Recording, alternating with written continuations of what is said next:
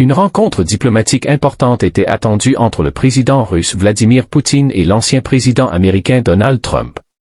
Cet échange, qui suscitait de nombreuses attentes dans le contexte de la guerre en Ukraine, vient d'être suspendu à la suite d'une décision liée à Trump. Selon des sources proches des deux camps, cette suspension serait due à des impératifs politiques et judiciaires entourant Donald Trump aux États-Unis, des tensions internes dans le pays, ainsi que ses préparatifs pour la prochaine élection présidentielle, l'auraient poussé à reporter ou annuler cette rencontre stratégique. Du côté de la Russie, cette décision est perçue comme un contretemps, mais le Kremlin affirme rester ouvert à un dialogue futur. Cette rencontre devait aborder des sujets clés: la situation en Ukraine, la sécurité mondiale, et les relations entre Moscou et Washington. Et la suspension de cette rencontre entre Trump et Poutine marque un nouveau flou diplomatique dans un contexte international déjà tendu. Reste à savoir si les deux dirigeants reprogrammeront ce face-à-face crucial dans les mois à venir. Depuis le début du conflit entre la Russie et l'Ukraine en 2022, l'OTAN est souvent pointée du doigt comme un acteur clé dans l'évolution et l'intensification de la guerre. Son soutien à l'Ukraine est vu par certains comme une forme de mobilisation indirecte dans la guerre. L'OTAN, sans intervenir directement avec des troupes sur le sol ukrainien, a fourni un appui militaire considérable à l'Ukraine: armes, formation, renseignements, logistique, etc. Plusieurs pays membres ont aussi imposé des sanctions économiques sévères à la Russie. Cette mobilisation est perçue par Moscou comme une menace à sa sécurité nationale, justifiant selon elle l'invasion. Pour l'OTAN, il s'agit plutôt de défendre un pays souverain contre une agression illégale. Et la guerre entre l'Ukraine et la Russie est devenue un affrontement indirect entre Moscou et l'Occident, où l'OTAN joue un rôle central. Sa mobilisation a renforcé l'Ukraine, mais elle a aussi alimenté les tensions géopolitiques mondiales.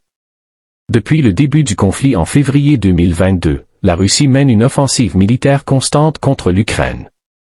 Malgré les condamnations internationales et les tentatives de médiation, les frappes russes se poursuivent, touchant régulièrement des infrastructures stratégiques et civiles. Ces dernières semaines, les forces russes ont intensifié leurs attaques sur plusieurs régions ukrainiennes, notamment avec des drones kamikazes, des missiles de croisière et de l'artillerie lourde. Les villes comme Kharkiv, Odessa et Kiev sont régulièrement visées, provoquant des pertes humaines et des dégâts matériels importants.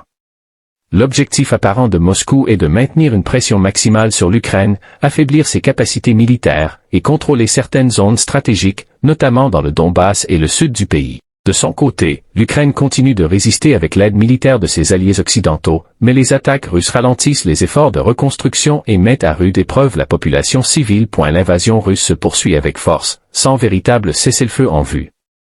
Tant que les efforts diplomatiques restent bloqués, la population ukrainienne continuera de subir les conséquences dévastatrices de ce conflit prolongé. Dans le cadre de sa guerre contre l'Ukraine, la Russie mobilise une large gamme d'armements modernes. Cette stratégie vise à imposer une supériorité technologique sur le champ de bataille afin de dominer militairement son adversaire. Et la Russie utilise des missiles hypersoniques comme le Kinzhal, capables de frapper des cibles à grande vitesse et difficilement interceptables.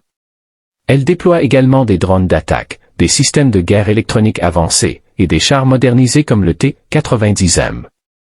En mer et dans les airs, les sous-marins nucléaires et les avions de chasse de dernière génération comme le Su-35 et le Su-57 participent à l'offensive. Cette technologie permet à Moscou de mener des frappes précises et destructrices sur des infrastructures militaires et énergétiques ukrainiennes. Cependant, l'Ukraine, soutenue par l'Occident, résiste avec ses propres équipements modernes, créant un affrontement technologique intense. L'usage d'armes de dernière génération par la Russie montre sa volonté de maintenir l'avantage militaire. Mais malgré cette puissance, le conflit reste long et incertain, preuve que la technologie seule ne garantit pas la victoire totale. Depuis le début du conflit entre la Russie et l'Ukraine, plusieurs tentatives de négociation ont été évoquées sans succès.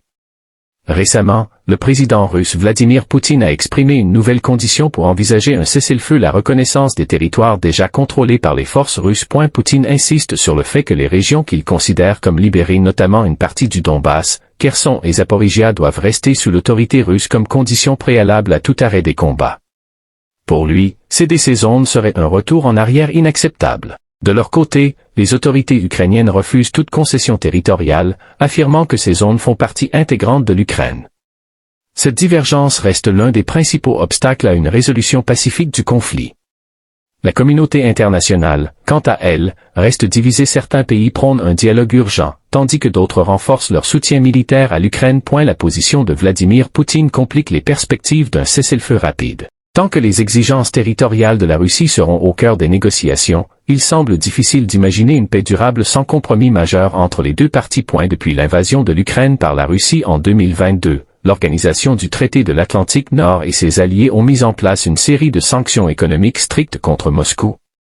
Malgré les appels à la paix, ces mesures continuent et s'intensifient. Les sanctions visent principalement les secteurs bancaires, énergétiques, technologiques et militaires. De nombreuses entreprises russes ont été exclues du système financier international, les exportations stratégiques sont limitées et les avoirs de certains oligarques gelés.